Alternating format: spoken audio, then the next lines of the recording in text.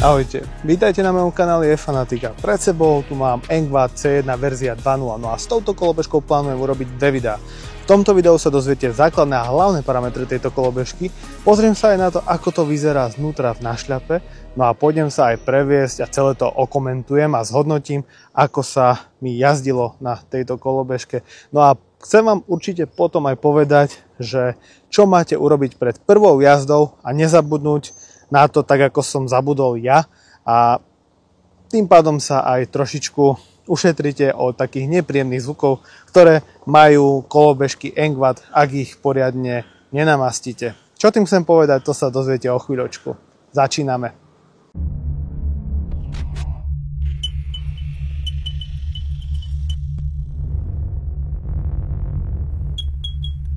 Kolobežka Engvad C1 verzia 2.0 mi prišla z európskeho skladu populárneho e-shopu Banggood. Ja im veľmi pekne ďakujem za možnosť a príležitosť otestovať tento zaujímavý kúsok. Aktuálny kupón, ak vás táto kolobežka zaujala, nájdete v popise tohto videa, takisto ako aj odkaz. No a poďme si pozrieť základné a hlavné parametre tejto kolobežky. Verzia 2.0 má v podstate rovnakú konštrukciu ako predchádzajúca verzia. Celková dĺžka tu je 125 cm a výška vďaka teleskopickej tyči môže byť od 123 po 137 cm.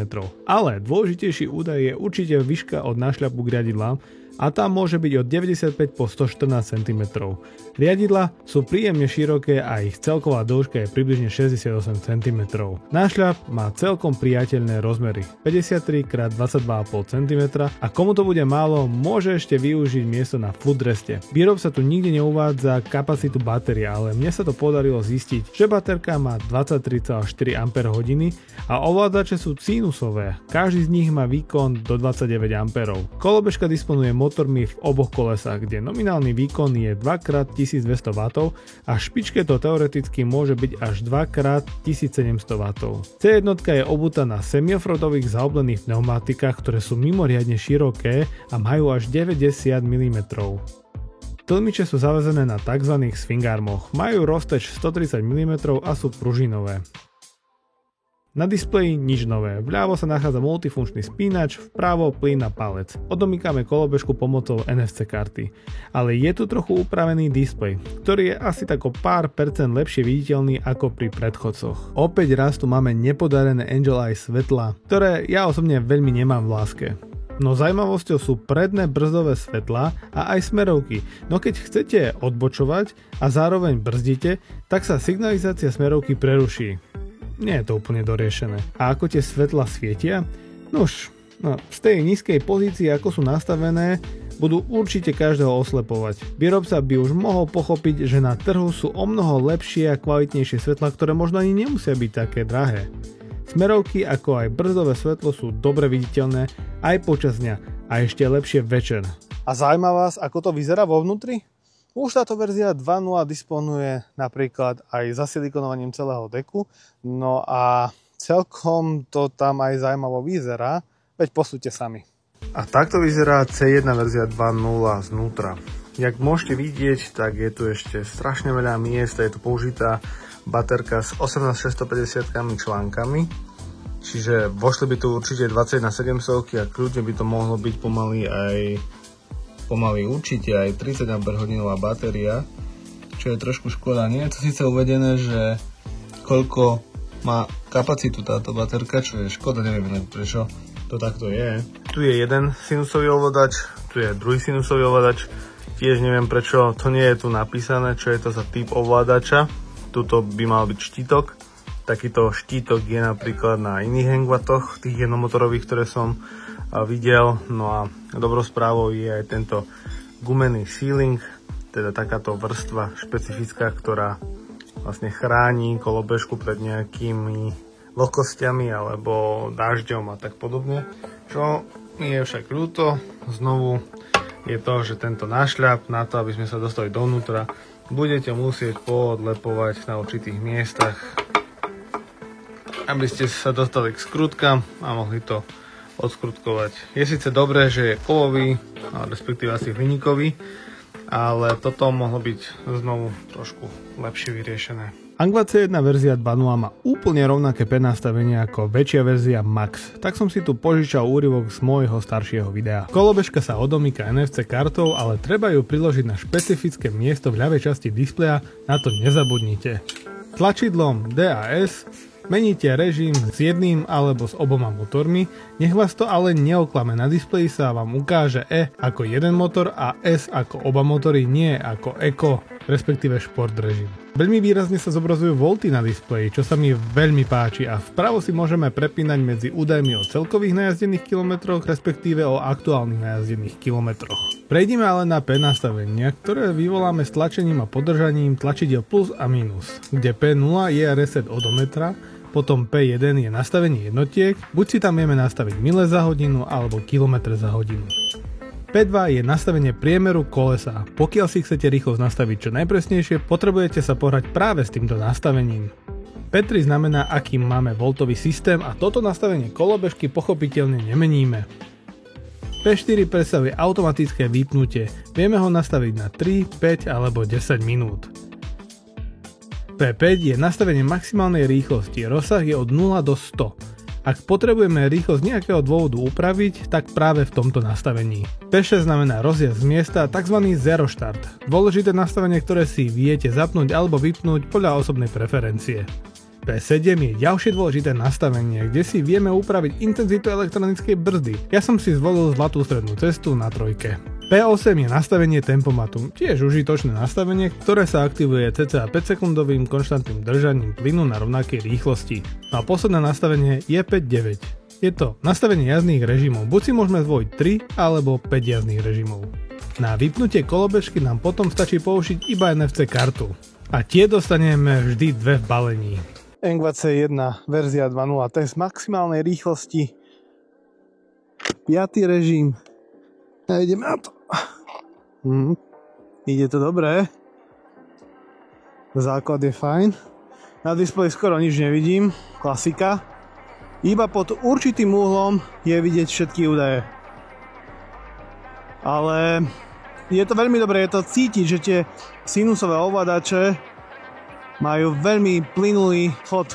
57 km za hodinu. Ja som si tu musel znížiť priemer kolesa, pretože to ukazovalo celkom solidné hlúposti, takže som si to znížil na 9 palcov, takže displejových mi to tu ukazuje 57-58.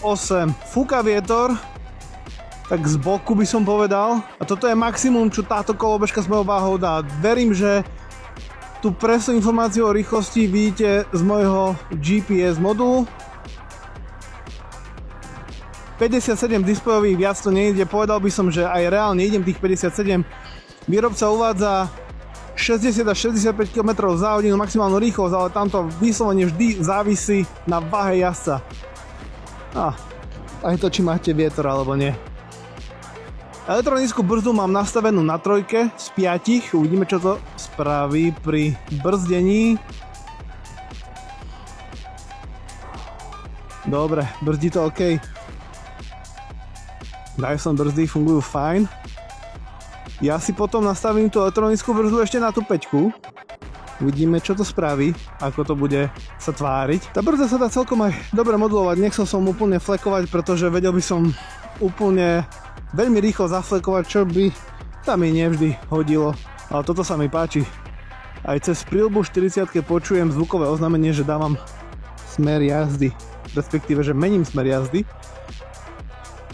A som zvedavý, ako sa tá kolobežka bude správať tými mojimi nadjazdami. Ja nepochybujem, že tá kolobežka to nezvládne, ale aká tu bude kontrola pri tom maximálnom výkone a zapnutí oboch motorov, pretože tu máme sinusové ovládače, ktoré sa okrem iného vyznačujú tým, že tá kontrola je tam výborná, nech máte 1. alebo 5. stupeň.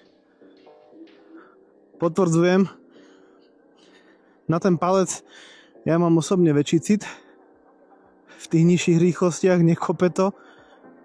A to mám fakt, že plný výkon. Pekne to ide. Spokojný som. Dobre to ide, veľmi dobre. Tie zaoblené semi-offroadové alebo offroadové pneumatiky dobre držia celkom aj v tých zákrutách. Ten výkon, aj už keď mám tých 30-40 km za hodinu. Ešte stále cítim, že to vie celkom pekne zrýchľovať aj s mojou váhou alebo s mojím zaťažením 105-110 kg teraz v lete. Je to dobré, tá kolobežka sa správa fakt, že výborne. Som rád, že sú tu sinusové ovládače, pretože sa to bude výborne hodiť tak pre začiatočníkov táto kolobežka, ako aj pre pokročilých. Len si tam nastavíte nižší stupeň, pretože nastavenie počiatočnej akcelerácie sa tu meniť nedá, ale vieme tu v pohode vypnúť jeden motor, teda predný motor, a tým pádom tá kolobežka pôjde lenivšie, však ja si to skúsim. Teraz mám zapnutý iba zadný motor, ja sa pribrzdím.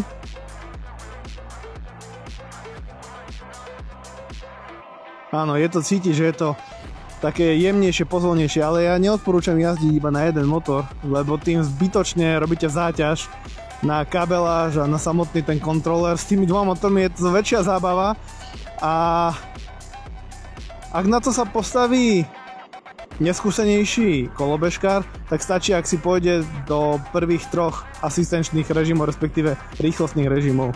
To pôjde zhruba do 30 km za hodinu a to bude maximálne stačiť, si myslím. Teraz sa otočím a pôjdem tým zjazdom dole a nastavím si tam elektronickú brzdu na maximum. Čitateľnosť tohto displeja je lepšia ako pri iných engvatoch, ale musíte mať ten displej nastavený pod určitým uhlom.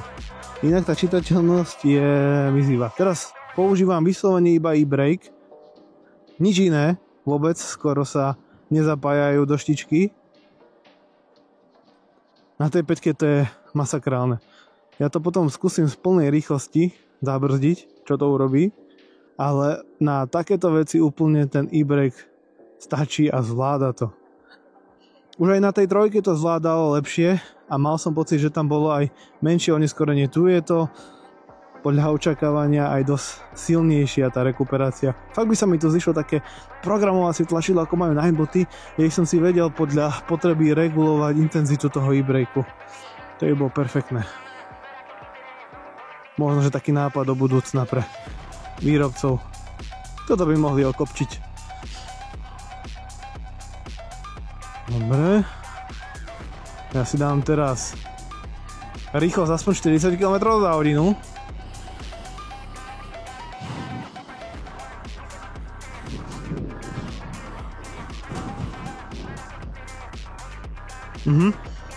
Kto chce dynamicky jazdiť a potom aj dynamicky brzdiť, ale aby úplne neflekoval hneď, tak tomu sa bude hodiť tá elektronická brzda na to maxime. Fakt je to potom také, že vy brzdíte okamžite, ale nejdete do toho úplne flekovania. Nie vždy sa to maximum toho e-brakeu hodí, ale pri dynamickej jazde to plní ten svoj účel, lebo nie je úplne dobré, keď sa dostanete z vysokej rýchlosti hneď do šmíku, lebo tam hrozí pád kolobežky, a teda aj vás, ako jazdca. Ale ak to budete používať s rozumom, môžete to používať aj na slabšom e-brakeu, ale hovorím, treba si na to zvyknúť, ale potom to je úplne super. A pustí vás to do toho šmíku až pri také, by som povedal, nižšej rýchlosti, nižšej bezpečnej rýchlosti. Kolobežka je na tom maxime, je stabilná, nemal som pocit žiadneho wobblingu. Stojím, verím, že vidíte, ako stojím na tej kolobežke. Jedna noha je vždy vpredu, druhá je vzadu a zapieram sa tou váhou tak, že moja hlava je na úrovni riadidiel, aby som mal také vyváženie a vtedy je to super. Necítim, že by tá kolobežka potrebovala tlmič riadenia alebo niečo, lebo veľmi podobné zavesenie prednej vidlice si častokrát vyžaduje namontovanie samotného tlmiča. No a kolobežka úplne v pohode zvláda aj takýto terén, aj keď sú tu 10-palcové kolesa, tak tie pružiny robia dobre svoju robotu. Samozrejme nie je to úplne vhodné pre neviem aký terén, pretože sú to preto len 10-palcové kolesa, ale po prvej jazde hneď cítim, že mi to úplne celé škripoce. Neviem, či to počujete, ale je to dosť otrávne a preto to treba vždy napastovať.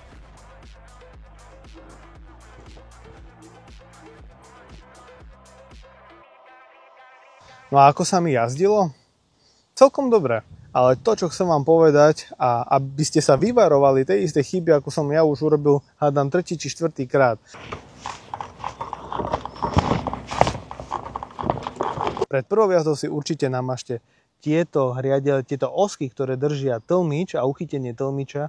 Tuto vpredu sú tiež 3 a vzadu sú rovnako tiež 3 osky, ktoré treba poriadne namazať takou špeciálnou pastou, ktorú ja používam a ktorá sa mi osvedčila pri kolobežkách, volá sa to Creek Freak a vtedy sa zbavíte toho otrasného škrípacieho zvuku, ktorý nastane asi hneď po 50 až 100 km. Ja som tam dával VDčko silikónový sprej, ale ten pomohol asi akurát na tých prvých 50 km a na nešťastie proste to začalo zase škrípať. Čiže chcel som si ušetriť čas, že to tam iba nastriekam, ale nepomohlo to. Proste treba to celé na novo prepastovať, v mojom prípade aj vyčistiť, tak aby tie zvuky boli odstranené a tým pádom tá kolobežka bude úplne tichučká.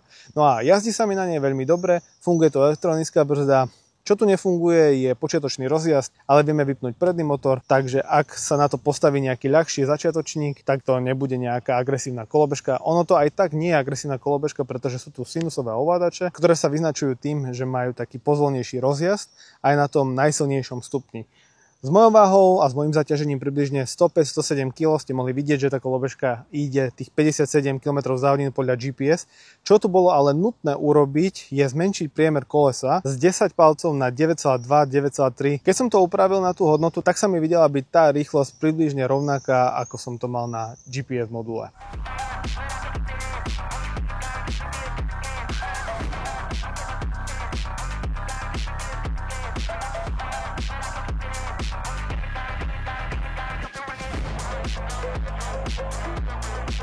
No a to bolo všetko, čo som chcel povedať k prvému videu. Druhé video už bude samozrejme recenzia, kde túto kolobežku zoberiem do kopcov na Bielý kríž. Poviem vám niečo ešte viac o tých jazdných vlastnostiach po odjazdení približne 100 km. Myslím si, že je to dostatočná vzdialenosť na to, aby som vedel zhodnotiť, či táto kolobežka je dobrá, zlá, alebo vlastne pre koho je vôbec vhodná. Takže verím, že sa budete tešiť aj na videorecenziu s touto kolobežkou. Ak máte nejaké otázky, budem rád, ak ich zanecháte pod týmto videom. A ak sa vám video páčilo, budem rád, ak mu dáte like a moju tvorbu podporíte odberom tohto mojho YouTube kanála, za čo vám veľmi pekne ďakujem. No a vidíme sa pri ďalšom videu, už pri recenzii na Engvad C1 verzia 2.0. Majte sa krásne, čaute.